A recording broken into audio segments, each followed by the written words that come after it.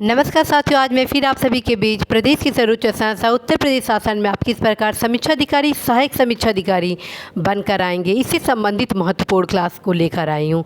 और आज के इस क्लास में मेरे द्वारा आप सभी को भूगोल की कक्षा से संबंधित मानचित्र का क्लास लाया गया है और भारत की प्रमुख झीलें के बारे में बताना है कि किस झील की अवस्थिति कहाँ पर है और उस झील से संबंधित ऐसी तमाम जानकारी आप सभी को दिया जाना है जो कि परीक्षा के दृष्टिकोण से बहुत महत्वपूर्ण है। साथियों पुनः मैं आप सभी को बताती हूँ कि मेरे द्वारा जो यह क्लास लिया जा रहा है आप सभी के लिए बहुत ही लाभदायक है। यदि आप 1 से 2 बार इस क्लास का अध्ययन करेंगे तो निश्चित रूप से आपका कोई भी क्वेश्चन गलत नहीं होगा। तो जानते हैं भारत के प्रमुख झीलों के बारे में।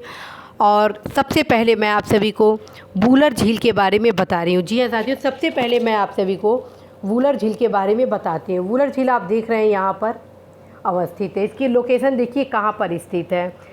कश्मीर में स्थित एक विवर्तनिक झील है जो भारत की सबसे बड़ी ताज़े पानी की झीलों में से एक है। पर्यटन की दृष्टि से महत्वपूर्ण झील है। झेलम नदी इसमें अपना अस्थायी डेल्टा बनाती है। ध्यान रखिए, वूलर झील में ही जो झेलम नदी है अपना अस्थायी डेल्टा बनाती है। इसका क्षेत्रफल तेज़ी से घट रहा है। इसका क्षेत्रफल क्वेश्चन आ सकता है परीक्षा में कि किस झील का क्षेत्रफल लगातार घटते जा रहा है, तो वो हो जाएगा आपका वूलर झील। और इसका है कि तुलबुल परियोजना वूलर झील के मुहाने पर ही स्थित है।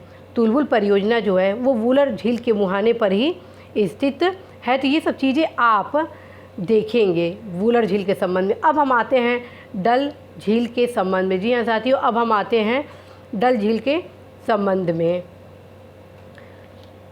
यह भी आपका कश्मीर में स्थित है। भारत की सबसे बड़े ताज़े पानी की झीलों में से एक है। यह डल झील भारत की सबसे बड़े ताज़े पानी की झीलों में से एक है। श्रीनगर इसके किनारे स्थित है।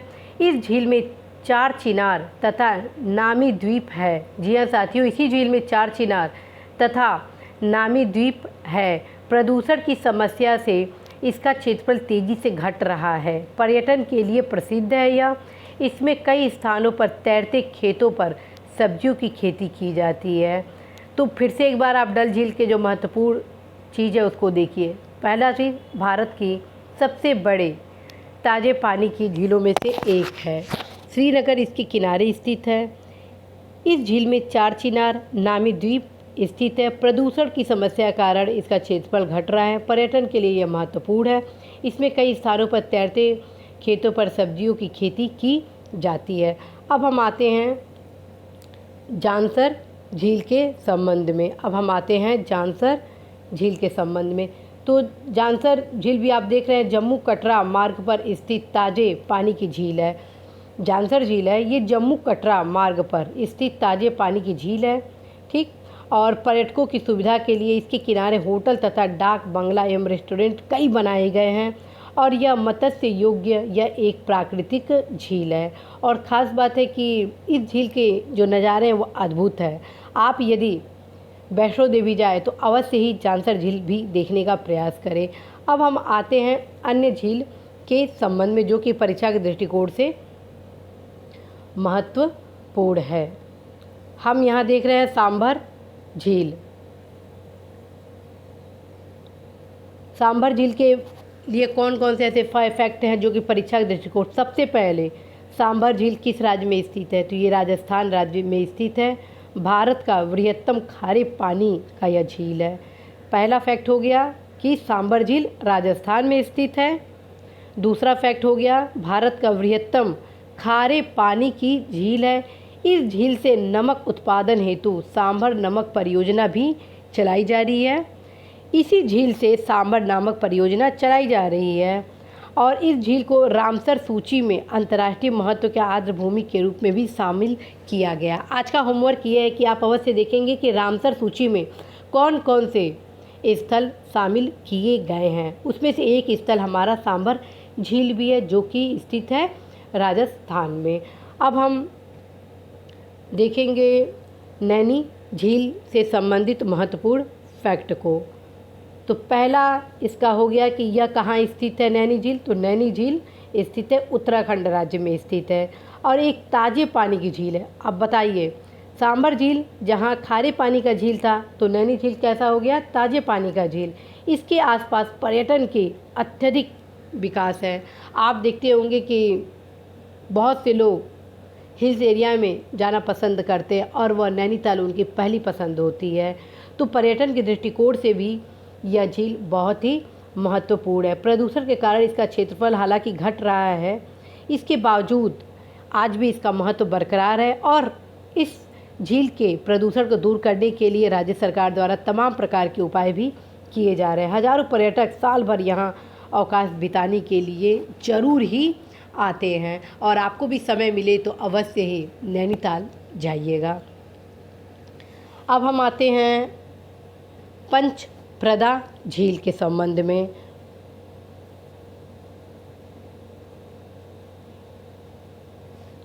पंचप्रदा झील यह राजस्थान के बाड़मेर जिले में स्थित खारे पानी की झील है। पंचप्रदा राजस्थान में स्थित है, इसको आप एकदम याद कर ले। पंचप्रदा राजस्थान में स्थित है। वर्षा की कमी के कारण इस झील से नमक निकालने के काम में बाधा उत्पन्न हो रहा है। वर्षा की कमी के कारण इस झील से नमक निकालने में बाधा उत्पन्न हो रहा है। इस झील से संबंधित महत्वपूर्ण फैक्ट है कि पंचप्रदा कहाँ स्थित है, राजस्थान में स्थित है। इसको आप हमेशा के लिए कंठस्थ कर लीजिए। अब आते हैं पुष्कर झील के बारे में। पुष्कर झील के बारे में पहले हमको जाना है कि पुष्कर झील है कहाँ। पुष्कर झील भी राजस्थान में स्थित है और अजमेर ज़िले में स्थित यह ताज़े पानी की झील है। ध्यान रखिए, सांबर झील, पंचप्रदा झील कैसे थे, जो राजस्थान में थे वो खारे पानी के थे, लेकिन आपका ये जो पुष्कर झील है वह आपके ताज़े पानी का झील है। यह झील अपने धार्मिक महत्व के लिए प्रसिद्ध है। पुष्कर झील पर ही हर वर्ष मेला लगता है और जहाँ पर लाखों की संख्या में तीर्थयात्री यहाँ पर आते हैं। अब हम देखेंगे निक्की झील के संबंध में। पहले देखिए निक्की झील है कहाँ। यह भी राजस्थान में स्थित है और राजस्थान में सर्वाधिक ऊंचाई पर यह झील स्थित है। यह झील कटोरे नुमा है, जो संभवतः कभी ज्वालामुखी का मुख हुआ करता था। पहला फैक्ट हो गया कि निक्की झील कहाँ स्थित है, राजस्थान में स्थित है। दूसरा, यह झील कटोरे नुमा है क्योंकि संभवतः यह ज्वालामुखी का मुख था। यह माउंट आबू में स्थित है। ये सब चीज़ आपको गौर से देखना है, समझना है और याद करना है ताकि कोई भी क्वेश्चन आप गलत न कर पाए। और यह पर्यटन की दृष्टिकोण से भी महत्वपूर्ण है। ठीक, अब हम आते हैं नाल सरोवर। अब हम आते हैं नाल सरोवर झील के संबंध में। अब देखिए कि यहाँ पे नाल सरोवर से संबंधित कौन कौन से फैक्ट हैं जो परीक्षा के दृष्टिकोण से बहुत ही महत्वपूर्ण है। तो सबसे पहले नाल सरोवर स्थित है गुजरात राज्य में और यह ताज़े पानी का झील है। जी हाँ साथियों, नाल सरोवर स्थित है गुजरात राज्य में और यह ताज़े पानी का झील है। इसके चारों ओर पर्यटन की अपार संभावनाएं हैं, पर्यटन की सुविधाएं हैं। प्रदूषण की समस्या के कारण हालांकि इस झील की गुणवत्ता में भी लगातार ह्रास होते जा रहा है, इसके बावजूद यह अपना महत्व अभी भी बनाए हुए है। पक्षियों के लिए गुजरात का सबसे बड़ा अभ्यारण्य के रूप में जाना जाता है और देश के अन्य भागों से आए लगभग 210 प्रकार के पक्षी यहाँ पर प्रायः बसेरा करते ही करते हैं। तो ये जो तमाम फैक्ट हैं वो आप अवश्य ही याद करेंगे कि नाल सरोवर गुजरात राज्य में स्थित है और यह ताज़े पानी का झील है। यह प्रवासी पक्षियों के लिए महत्वपूर्ण है। अब हम आते हैं राजसमंद झील से संबंधित महत्वपूर्ण फैक्ट को जानने के लिए। राजसमंद झील राजस्थान में स्थित है। मीठे पानी का झील है। इस झील में एक द्वीप है जिस पर खेती की जाती है। पहले क्या है, यह राजस्थान में स्थित है, मीठे पानी का झील है। इन दो फैक्ट को आप 100% याद करेंगे क्योंकि कई बार आ जाता है मीठा झील, खारा झील, इस टाइप के क्वेश्चन आ जाते हैं। तो यदि आप इससे संबंधित फैक्ट जाने रहेंगे तो आपका क्वेश्चन गलत नहीं होगा। ठीक, बांध बनाकर इस झील का पानी जलाशय के रूप में संचय किया जा रहा है। बस यही इसके महत्वपूर्ण फैक्ट है जो कि आपके लिए बहुत ही महत्वपूर्ण है। अब हम आते हैं अन्य झील के संबंध में।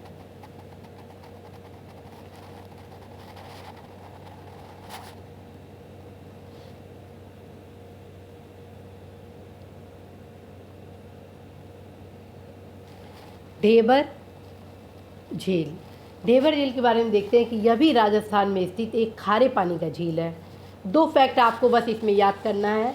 ये पहला कि यह राजस्थान में स्थित है, दूसरा यह खारे पानी का झील है। और चूँकि यह खारा है तो निश्चित रूप से नमक का उत्पादन किया ही जाएगा। तो ये 3 फैक्ट आप याद करिए। राजस्थान में स्थित है, दूसरा खारे पानी का झील है, तीसरा नमक उत्पादन भी इसमें किया जाता है। अब आते हैं लोनार झील। लोनार झील, अब हम आते हैं लोनार झील के बारे में और जानते हैं कि परीक्षा के दृष्टिकोण से कौन कौन से फैक्ट महत्वपूर्ण है। तो लोनार झील का पहला जो क्वेश्चन बनता है वो किस राज्य में है? तो लोनार झील आपका महाराष्ट्र में स्थित है और यह एक क्रेटर झील है। ध्यान रखिए, यह क्या है? एक क्रेटर झील है। अपने प्राकृतिक सौंदर्य के कारण यह पर्यटन के लिए बहुत ही महत्वपूर्ण है और ख़ास बात है कि इसके चारों ओर वृक्षारोपण किया भी गया है। तो इसमें आपको 2 फैक्ट याद करना है। पहला, लोनार झील महाराष्ट्र में स्थित है, दूसरा यह एक क्रेटर झील है। अब हम आते हैं वेम्बनाड झील से संबंधित तमाम प्रकार के महत्वपूर्ण फैक्ट जानने के लिए। वेम्बनाड झील में ऐसे कौन से फैक्ट हैं जो कि परीक्षा के दृष्टिकोण से अत्यंत ही महत्वपूर्ण है? पहला, वेम्बनाड झील केरल में स्थित एक लैगून झील है। पहला, वेम्बनाड झील केरल में स्थित है और यह एक लैगून झील है। आप बस 2 फैक्ट को इसमें याद करिए, आपका काम बन जाएगा परीक्षा के दृष्टिकोण से। अब आते हैं पुलिकट झील के संबंध में जानने के लिए। पुलिकट झील यह स्थित है आंध्र प्रदेश के तट पर। दूसरा, खारे पानी की लैगून झील है। कई बार क्वेश्चन पूछता है लैगून झील, तो आपका पुलिकट झील हो जाएगा। और ख़ास बात है कि यह खारे पानी का झील है जो श्रीहरिकोटा द्वीप द्वारा समुद्र से अलग है। तो ये सब चीज़ आपको इसमें याद करना ही करना होगा। इस पुलिकट झील में आपको 4 फैक्ट याद करना है। पहला कि यह आंध्र प्रदेश में स्थित है, दूसरा खारे पानी का लैगून झील है, तीसरा श्रीहरिकोटा द्वारा समुद्र से यह अलग होता है, चौथा श्रीहरिकोटा प्रक्षेपण केंद्र यहाँ पर स्थित है। अब हम आते हैं अन्य झील के संबंध में।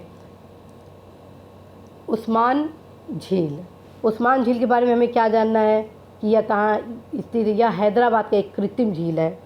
दूसरा, इसका निर्माण हैदराबाद के अंतिम निज़ाम उस्मान खान द्वारा किया गया था। हालांकि इसे जानने की ज़रूरत नहीं है, बस आप ये जान जाइए उस्मान झील हैदराबाद का एक कृत्रिम झील है और यह परीक्षा के दृष्टिकोण से आपके लिए महत्वपूर्ण है। मेरे द्वारा जो भी आपको झील का क्लास लिया जा रहा है, एक एक झील आपको कंठस्थ करना है ताकि किसी भी प्रकार से क्वेश्चन पूछ लें उसे आप गलत नहीं करेंगे। अब हम आते हैं अष्टमुदी। आप यहाँ देख रहे हैं वेम्बनाड के जस्ट नीचे अष्टमुदी झील अवस्थित है। पहला क्वेश्चन इससे बनेगा कि यह किस राज्य में है? तो ये हो जाएगा केरल राज्य में स्थित है। दूसरा है कि यह लैगून झील है। पहला हो गया केरल राज्य, दूसरा हो गया लैगून झील, तीसरा रामसर समझौता के तहत अंतर्राष्ट्रीय महत्व की एक आर्द्र भूमि के रूप में शामिल किया गया है। 3 क्वेश्चन इससे बन रहा है। पहला केरल राज्य, दूसरा लैगून झील, तीसरा रामसर समझौता में ये शामिल है। 3 चीज़ आप इसको अवश्य ही कंठस्थ कर लेंगे ही लेंगे, कहीं से आपका क्वेश्चन ये गलत नहीं होना चाहिए। अब हम आते हैं नोक्रेक झील के बारे में जानने के लिए। पहला क्वेश्चन नोक्रेक झील से बनेगा इसकी अवस्थिति। तो नोक्रेक झील स्थित है मेघालय में और ये एक ताज़े पानी का झील है। तीसरा क्वेश्चन है जैव विविधता के लिए यह प्रसिद्ध है। और चौथा इससे क्वेश्चन बन रहा है कि नोक्रेक नेशनल पार्क और बायोस्फीयर रिजर्व के आसपास ये फैला है। ठीक, पहला क्वेश्चन महत्वपूर्ण है, नोकरेक झील की अवस्थिति कहाँ है? मेघालय। दूसरा, ताजे पानी का यह झील है। ये दो फैक्ट आपको प्रत्येक दशा में याद करना ही करना होगा। अब हम आते हैं लोकटक झील के संबंध में जानने के लिए। लोकटक झील, परीक्षा के दृष्टिकोण से लोकटक झील अत्यंत ही महत्वपूर्ण है, इसे आप अच्छे से समझ लीजिए। पहला क्वेश्चन इससे बनेगा, लोकटक झील कहाँ स्थित है? तो उत्तर होगा इसका मणिपुर में स्थित है। पूर्वोत्तर भारत का सबसे बड़े ताजे पानी का झील कौन सा है? लोकटक झील है। पहला क्वेश्चन कहाँ पर स्थित है? मणिपुर में। पूर्वोत्तर भारत का सबसे ताजे झील है ये। इस झील में जल विद्युत का उत्पादन किया जा रहा है और यह पर्यटन के दृष्टिकोण से भी बहुत ही महत्वपूर्ण है। इस झील में वनस्पति का तैरता हुआ द्वीप है जिसको हम फुंडिज कहते हैं। याद करिए,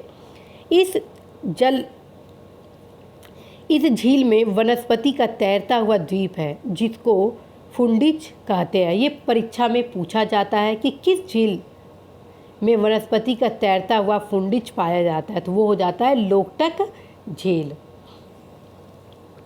अब हम आते हैं चिल्का झील से संबंधित फैक्ट को जानने के लिए। चिल्का झील में हमें क्या क्या जानना है? सबसे पहले यह किस राज्य में स्थित है?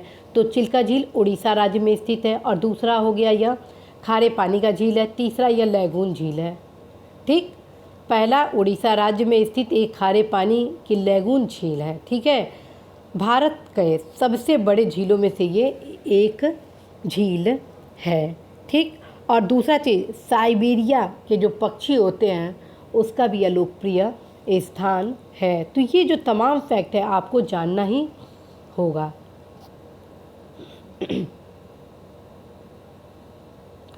अब हम आते हैं कोलेरू झील के संबंध में जानने के लिए। कोलेरू झील आंध्र प्रदेश में एक झील गोदावरी और कृष्णा के डेल्टाई के बीच में स्थित है। क्वेश्चन ये बन सकता है कि कोलेरू झील कहाँ है?